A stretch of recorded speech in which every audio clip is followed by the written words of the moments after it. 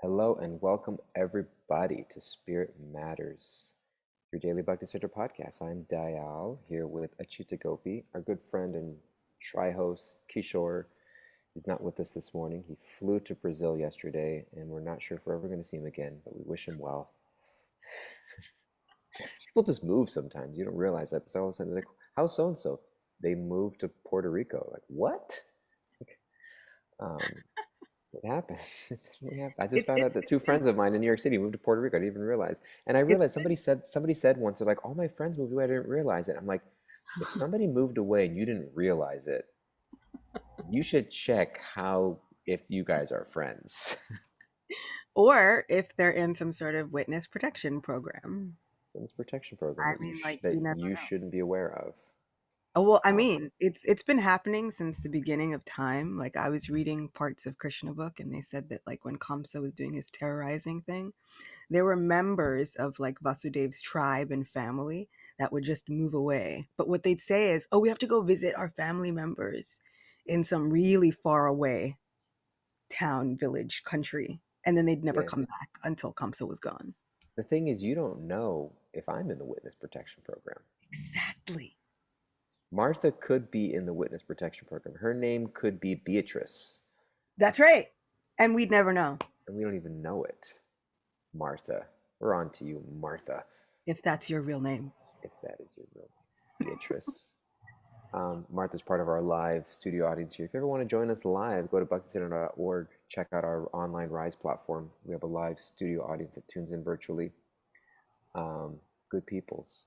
Um, Yesterday we've been reading from the Journey Within for a little while as like a basis of spiritual discussion. And yesterday we got into this section of the book that's titled "Don't Criticize," something to the lines of "Don't criticize for your benefit or for theirs." Don't Yeah, criticize for your and benefit and theirs. Yeah, theirs. And I think, remind me if this was yesterday, but like I think we really started getting into forgiveness, we did. right? We were getting into forgiveness, and Kishore, our devil's advocate, isn't here, but he was really kind of like, well, like what does that mean? And it's easy to throw that term around, and especially, there's a lot of spiritual shame that we can feel at times, like I should be doing this, I should be more than I should not let things bother me, I should just forgive it. But to be honest and authentic about that is a different story. And I remember a line that Radha Swami wrote of, or no, you looked up in the dictionary the definition of forgiveness to stop feeling anger or resentment towards somebody for a past transgression. And we looked at the word stop because it doesn't mean that you didn't feel it, and to allow yourself to feel it and to give yourself the time and space to move through it authentically and naturally. So that's where a lot of our conversation was churning, and we're back here today to continue it, to read more from the section, and Mhm. to see where that goes. And a point that Martha had actually brought up yesterday, which I really, really loved, was this act of forgiving and understanding that that forgiveness might mean that you have to let go of trying to control the outcome of your forgiveness. Mm, That act of forgiving and understanding that it might not even affect that other person's actions. yeah, And so we were talking about that idea of feeling powerless, and that's sometimes why we start holding on to the resentment and to the anger, to the bitterness, to whatever we're feeling, because yeah, that gives us some sense of power over the situation, some power over something that has happened to us, or at least the wherewithal to feel as though I this happened to me. I'm dealing with the aftermath of it, and everything else just goes on like normal. yeah, How does it happen? How is this a just universe? yeah. And I think, I mean, that's where I remember also, like, a question came from me was dealing with spiritual shame. That's not a word that we used yesterday, but it's coming to my mind now.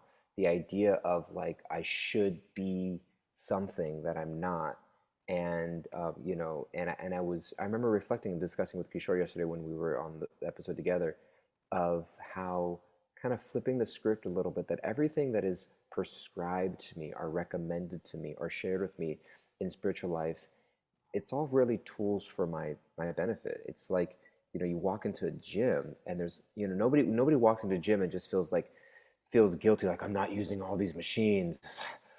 Like I'm over here pumping away. I should be using that machine. I should be in that machine. It's like, no, it's like all these machines and tools are here for you to get healthy. And so some people are doing the bicep curl, some are doing sit-ups, some are on a treadmill, some people are doing, some of them may have a gym membership for years and never use the elliptical, because they don't need it for their health and well-being, but they have a routine that works for them. And there are some general principles. You need to break a sweat, you need to get your heart going, you need movement.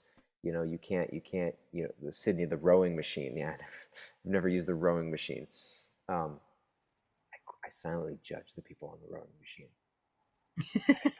Fanatic. Um, Daya, everyone walks into the gym and feels shame that they're not using all of the equipment. the rowing machine. I'm like, should I be using the rowing machine? Is there a part of my body I'm not exercising? You know, That's why I don't, I don't walk into the gym. that's why I don't have a gym membership. Okay, you see? Yeah, I've solved the because issue. I solved the issue. And we do that. We just stop coming to our spiritual sanghas. We walk away from our spiritual life without realizing it's like, no, these are just all this is you notice that there's something about you that you want to change or grow or develop. I don't want to live with anger anymore. I don't want to live with resentment anymore. I don't want to live with insecurity and guilt and shame. I don't want to live with this gnawing sense of disconnection and loneliness, which I know isn't, you know, cured by just surrounding myself by people physically, but I want intimate, personal heart connection internally. And so it's these are tools that are really like my spiritual life has to be for me rather than some spiritual report card that I meant to fill out. Hmm. Um, you know, and so I just think that when we look at the term of forgiveness, it's not like you should forgive, you must be more forgiving. It's like at the end of the day, it's like, do I want to live with somebody did something to me? Yes. Was it right? Was it wrong? There's justice systems, whether it's the legal system or the law of karma or the law, something. I'm not the dispenser of justice in the world, but the reality is that now I'm holding anger. Now I have resentment, and I don't want to live in a place where the power for me to move on to a healthy, happy life is in the hands of my transgressor. I love this word you used yesterday, reclaiming the power to say, like, you know what, like, this anger is mine, this resentment is mine, and I have to determine how long I want to live with it or what I want to do with it. And it may take time, but it's just that sense of whatever process we have in spiritual life, it's meant for us, and we should see it that way if we want Yeah. to be successful in it. And it sounds kind of like wishy-washy or ethereal or like intangible when you say it, but really, what it comes down to, it's like take what resonates and leave the rest. Mm, My mom is so self-aware, and she is always her harshest critic. So whenever she hears something, or even you'll hear Srila Prabhupada make a really strong statement or something intense, and she's always like looking like, huh, is that within me somewhere? And we're always like, Mom, no, he's not talking to you. mhm, Like, we have to understand that yes, we are going to get a load of information, so much spiritual information, so much material information. Sometimes that's not for you, sometimes for somebody else. And yes, yeah. you are hearing all of it. And we can kind of like look a little bit at ourselves and do a little bit of introspection. But we don't have to take everything as the rule for our lives. Everybody is going to have a different body type and a different spiritual diet. And so we've spoken about this before. Just giving those blanket statements and expecting everybody to follow them can sometimes be detrimental to our spiritual health. You are muted. Unmuted myself. I was wondering, does your mom use the rowing machine? My mom doesn't go to the gym for that reason. I love that idea because I think that because I do this often also when I speak. like let's say I'm teaching a class or I'm speaking, and I feel like I'll say something, I'll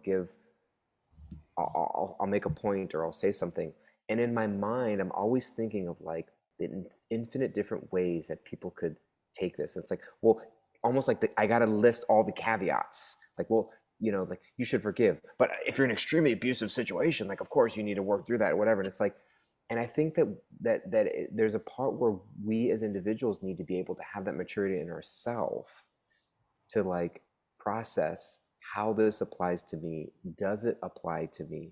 To what degree does it apply to me? Does it apply to me right now in the phase of life that I'm living? And I think it's so important as we read spiritual texts, as we listen to podcasts and spiritual, self-help or development, etc. And it's like we read all of these things, and it's like, yeah, imagine if you just walked into a gym and think, I need to use all these machines. It's like, no, they're not all meant for you. Like there's a routine that works for you and your body type. And yeah, I just can't emphasize that enough. I really love the idea and well, and I think the other thing, and Kishore's been bringing this up a couple times, is also having spiritual guidance, because we can get a little loose with ourselves also. Like, yes, none of this resonates with me. I don't have to do any of the rules. Nothing applies to me because it doesn't resonate. Yes, none of it resonates, and I can do whatever I want. But there's a danger in that, and so I think balancing that with some good, healthy spiritual guidance. But I love that point. Thank you. Yeah. And I think, and I was talking to my brother about this once. We were saying sometimes when you feel insecure about your position in life in anything, instead of simply living it, you wind up either defending or trying to get other people to validate your experience. So I Mm. feel like sometimes, especially spiritually, instead of simply living our spiritual lives, we wind up defending it, or we spend our time trying to coerce other people onto our path. And sometimes I think it's just because we're not really feeling that secure. I had a well-meaning person come to me and they're like, "Oh, you know why you're sick? It's because you should adopt a completely raw food diet." And I'm like, "No, I'm sick because there's a global pandemic." Okay, one. Two, if I adopted a raw food diet, I'd be dead in a week. I'm sure of it. I've seen Ayurvedic doctors, I've seen Western doctors. All of them have told me your body type should not have an all raw food diet. You should eat cooked things. She's like, but even Krishna says in Bhagavad Gita that you just offer him a fruit, water, a flower, or a leaf. And I was like, and that, see, but I'm not him. See, I'm not him. He can eat all the things and he doesn't have to worry about it. I am a fallible living entity named after my infallible Lord. But me, I am fallible. I don't have the digestive system of the Supreme Personality of Godhead. I don't. I have the digestive system of a used to be premature African American child who was born in this body dealing with material world things. And so she was like, well, but Krishna said, and I was like, but he also said that cooked foods are also great. He also said moderation. What about that point? Like the whole Bhagavad Gita is about moderating. What if we balance all the things, the raw food and the cooked foods? Like I'm trying to balance. She's like, well, and I was like, actually, what if we just don't talk about this anymore? And we talk about the things that we can agree on, which is that Krishna is wonderful. And then they said yes, and I said yes, and then everything was fine. What if you just go sip your apple juice over there? You have the apple juice and the universe do. No problem. Hi.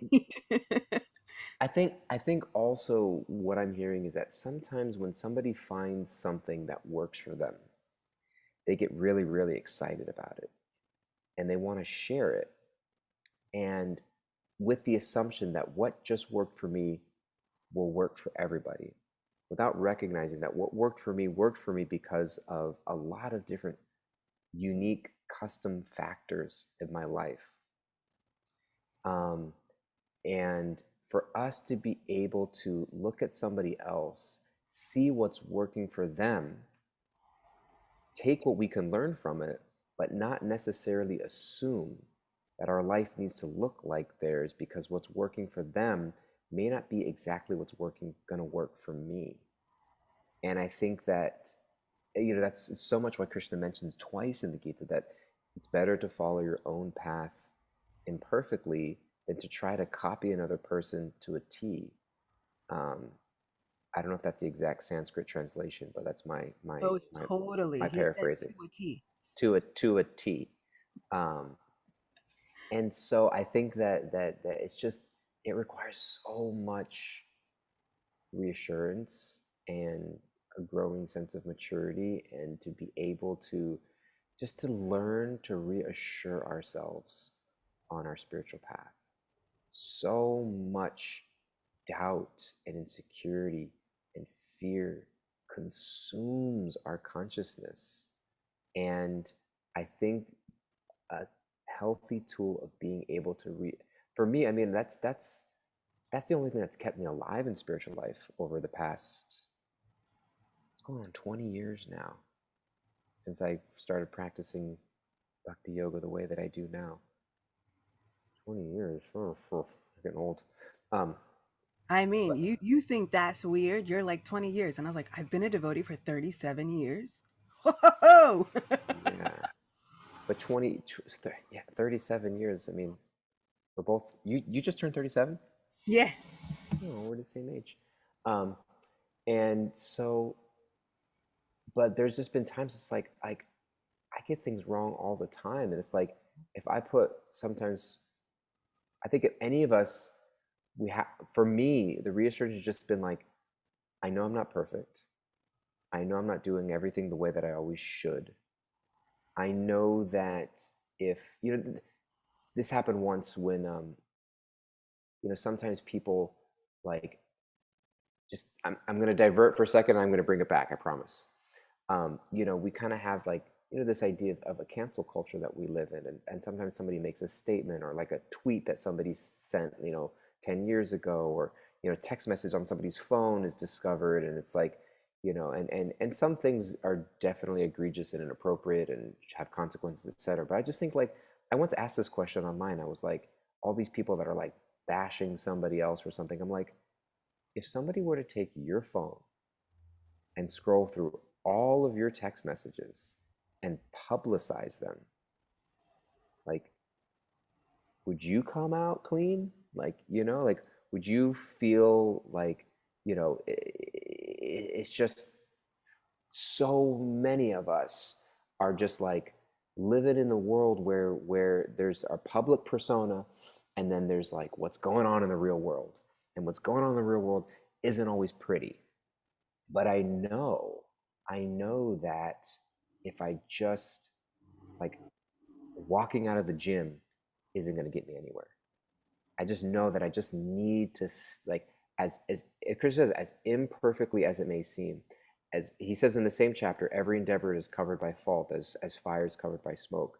Like, however fault um, laden it may be, I trust that if I keep going with sincerity, it's going to all come out in the wash. you know and that reassurance to myself that it's like, I'm not perfect, I'm not getting this whole forgiveness thing right. I may criticize, but I constantly self-correct. And I just refuse to completely give up. I refuse to like abandon the process. I refuse to think that like I've so royally messed things up that I should just give up and go away. And it's the only thing that's the reason I'm here. you know it's that like ability to, and I don't always get it right, but we have to develop this ability to reassure ourselves that we're okay, and that it's going to be okay, and that if we keep moving, things will come out in the wash. Yeah. And what you've said is so important and so weighty, and not like heavy in a bad way. Like, you ever hear that like this term's like so heavy, but in a Heavy. Oh man, bad that was so way. heavy. This Can is we like, can we can we no, can we just lighten it up a little bit? no, this is like a full meal. It's heavy in that good way. And Not a raw food meal. no, A cooked meal. A cooked a meal. good cooked meal, a Good cooked meal. fried one. No. And just as it's detrimental to look at what's worked for us and think, well, this worked for me, and in like 5 minutes it worked for me. Um, and it's gonna work for everybody. It's also a shame for us to look at somebody else's situation and think, well, that worked for them. Why isn't it working for me exactly in this same way and exactly this same time? And this is the crux of the entire Bhagavad Gita. Arjuna's looking at Krishna and going, how can this be spiritual? Shouldn't my spirituality look like a yogi in the forest? Mm, Shouldn't my spirituality look like meditation? Shouldn't my spirituality even look like maybe children or gopis in Vrindavan or anything? My spirituality looks like this battlefield? How does that reconcile? And he's begging him in his own way, like he keeps calling him, oh husband of the goddess of fortune. You are the repository for victory. How does my spiritual victory look like killing millions of people? How does that look the same? How is that even defined as spirituality? I'm going to look like a monster for the rest of time. And Krishna winds up reassuring him for 18 chapters and an entire conversation. And then he does it again. No, this is what your spirituality looks like because you're here with me. You're doing this for me. And so when we look at our faults and when we look at how our path doesn't look like everybody else's, what I think is so important is that Krishna says so many times, like many, many births you and I have taken. So when we are paralyzed by the fear and stopped by all the faults that we see within ourselves and all the mistakes that we've made, we should remember, like you said, don't stop going before Krishna because Krishna doesn't see that. Krishna doesn't look at the person and see, oh wow, look at all those faults and all the holes and all the black spots. And Krishna just sees this is a soul, and this soul is my devotee. And my devotee used to give me whatever service. This is my person who does this and this and this for me. That's who Krishna is, and that's what Krishna remembers. So, like you said, it's so important for us not to think that all of these things take us away from the path. They should be encouragers for us to stay on the path because there is no loss or diminution. mm, And also, brings up our discretion. We still have to use our discriminatory processes because, like you said, we feel like once we say something, we have to put out all the caveats, and we'll mm, never get all the caveats. So it's up to us to know. It's like, okay, forgiveness is a thing. 70 times, mm. 70 times you should forgive. What that forgiveness looks like is so nuanced. It Yeah, is as varied as every single soul. yeah. I'm looking up something here. Yeah.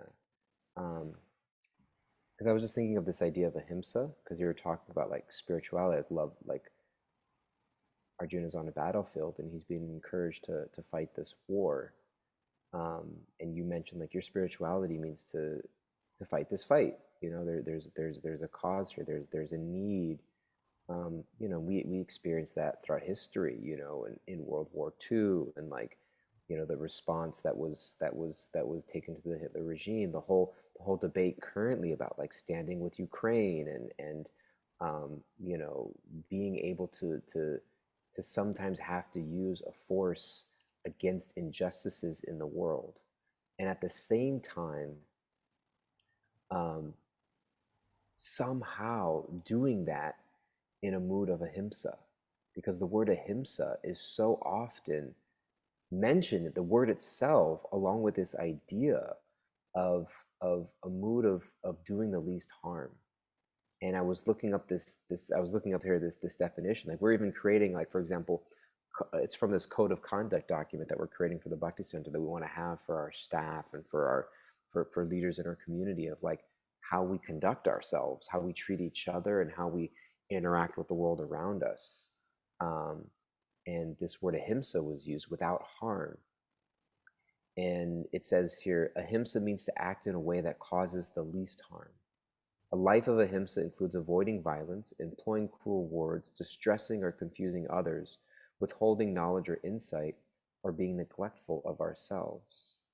And so it's interesting in that saint we're referencing the third chapter of the Gita a lot, because that's where this verse of perform your own, follow your own path, even if it seems a bit messy, rather than trying to copy another person's path perfectly. And it's also where Krishna says that every endeavor is covered by some fault, the way that smoke is covered by fire. And it's also where Krishna says that sometimes people may be performing the same action, but in a different consciousness. Um, and if somebody's in a lower consciousness, we shouldn't necessarily disturb them. Like feel like, okay, I got to change them. And Krishna's almost like, just let them be. Like they're on their path. Like you don't have to come in and disrupt another person's life. And then in the same chapter, he says, but I want you to fight, which means there's some people doing some egregious stuff, and I want you to step in and do something. So what's the difference? When somebody else's actions is actually causing harm or disruption, then I have a responsibility. Like ahimsa comes in and actually can sometimes take the form of action. And so I think though it goes back to the place of that spiritual connection of wanting to serve, of wanting, and I think going all the way back to criticism and malice and forgiveness, it all goes back to the idea of like, I don't want to think negatively about anyone because it's a poison for myself. I will find greater happiness when I become the well wisher of others. And I think that when we put ourselves in that place, just like Arjuna did, Arjuna, over and over again, the qualification of Arjuna to receive that guidance from Krishna was that he was not envious. And so if we're thinking we're on a mission from God, but we're feeling ill will towards people, if there's malice in our heart, if there's resentment brewing, you know, it's probably not coming from a divine place. It's probably a lot of mind and ego. And so I think the principle of it all comes back to um, a mood of compassion and following this principle of ahimsa. What's so subtle about what you were mentioning was distressing and confusing others. Mm, It's so subtle. And yeah. so, yeah, if you're a vegan, but you're also one of those internet pot stirrers who just likes to like I'm gonna throw the things out there because system's already broken anyway. Mm, This is actually not the yeah, ahimsa lifestyle that you think you're living. totally. Distressing and causing confusion to others. There were Goswamis who would live in Vrindavan and they would have so many various writings amongst each other. And they would sometimes have philosophical debates, but like really genuine questions like, okay, what do we think about what's said in this Sanskrit shloka? And they'd go for so long talking about the different points.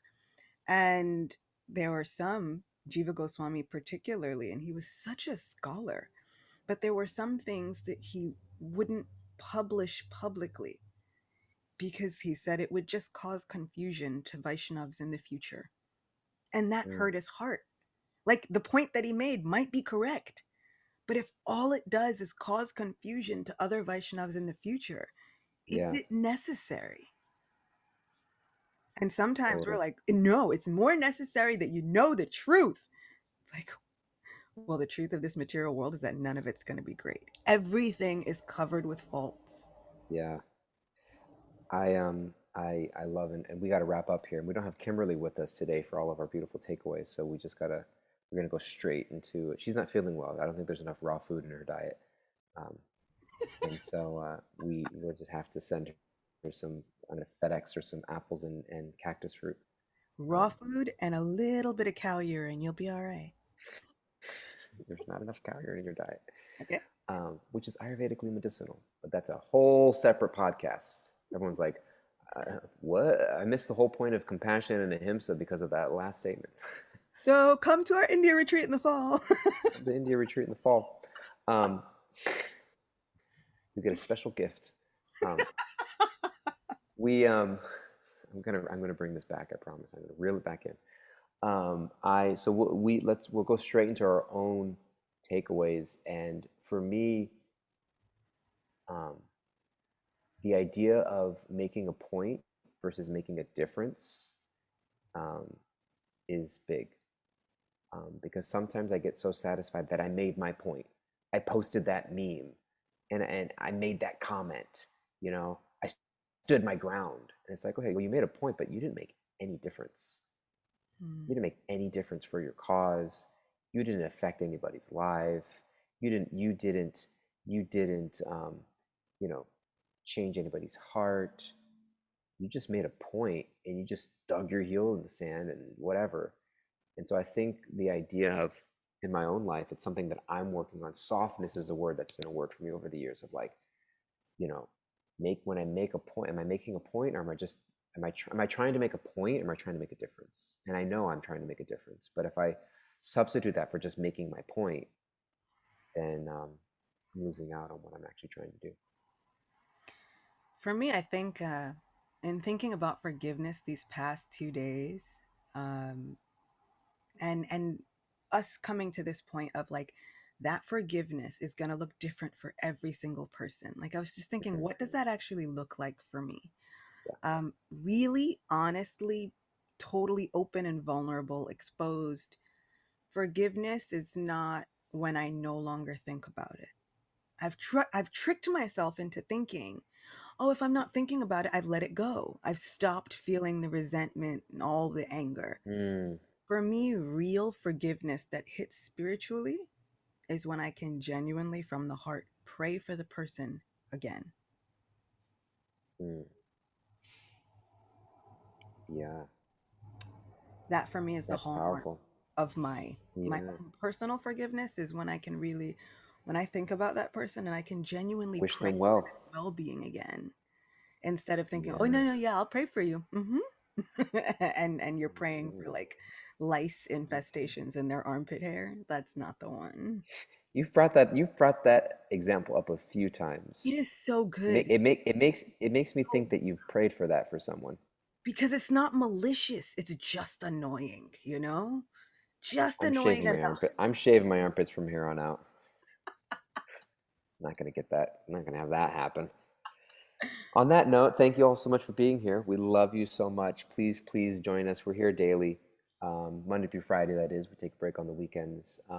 Please share something you heard that you like with a friend. Have meaningful conversations, and we'll see you all again soon tomorrow. Bye bye.